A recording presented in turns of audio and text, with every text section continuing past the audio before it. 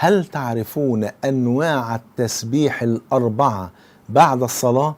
تعالوا نعرف بعد ما نصلى على حبيبنا صلى الله عليه وسلم. هو نوع واحد من التسبيح اللي الناس عارفاه بعد كل صلاة مكتوبة، إن احنا بنقول سبحان الله 33 مرة، والحمد لله 33 مرة، والله أكبر 33 مرة، ونكمل المئة، يعني كده 99، ونكمل المئة بقول لا إله إلا الله وحده لا شريك له، له الملك وله الحمد وعلى كل شيء قدير. ده اللي يعني إيه الطريقة المتواترة، وهي الأشهر الحقيقة، وهي يعني إيه اللي الإنسان دايما بيداوم عليها، لأنها الأشهر والمتواترة عن كثير من سلفنا الصالح. لكن هناك طرق أخرى أيضا للتسبيح بعد الصلاة.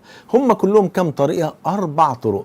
الطريقة الأولى إن إحنا بعد كل صلاة مكتوبة بنقول سبحان الله 10 مرات، والحمد لله 10 مرات، والله أكبر 10 مرات. دي الطريقة الأولى. يبقى الطريقة الأولى إن بعد ما بنخلص الصلاة بنقول سبحان الله 10 مرات، والحمد لله 10 مرات، والله أكبر 10 مرات، وكلها وردت في أحاديث صحيحة. الطريقة الثانية إن إحنا بنقول سبحان الله، وركزوا معايا، الطريقة الثانية بنقول سبحان الله 33 مرة، وبنقول الحمد لله 33 مرة، وبنقول الله أكبر 34 مرة. أعيدها تاني، الطريقة الثانية بنقول سبحان الله 33 مرة، وبنقول الحمد لله 33 مرة، وبنقول الله أكبر 34 مرة.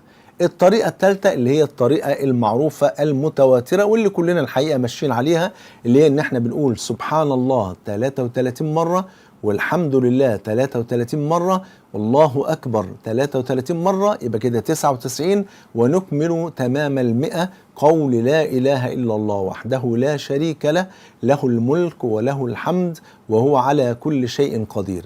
الطريقة الرابعة والأخيرة إن احنا هنقول سبحان الله والحمد لله ولا إله إلا الله والله أكبر 25 مرة، يبقى كده قلناها كلها 100 مرة. ماشي، واضح كده؟ هنقول سبحان الله والحمد لله ولا إله إلا الله والله أكبر، أدي مرة. سبحان الله والحمد لله ولا إله إلا الله والله أكبر، تمام، مرة، يبقى 25 مرة. فبنقول الأربع حاجات ديت، الأربع أذكار ديت، سبحان الله والحمد لله ولا إله إلا الله والله أكبر، بنقولها 25 مرة، يبقى كأننا قلناها 100 مرة. هي دي الأنواع الأربعة للتسبيح. ممكن إن احنا ننوع من باب إصابة السنة، إن احنا ممكن مرة نعمل كده ومرة نقول كده ومرة نقول كده، لكن الحقيقة الطريقة الأشهر واللي احنا كلنا ماشيين عليها تقريبا إن احنا بنقول سبحان الله 33 مرة، والحمد لله 33 مرة، والله أكبر 33 مرة، ونكمل تمام المئة لا إله إلا الله وحده لا شريك له، له الملك وله الحمد وهو على كل شيء قدير.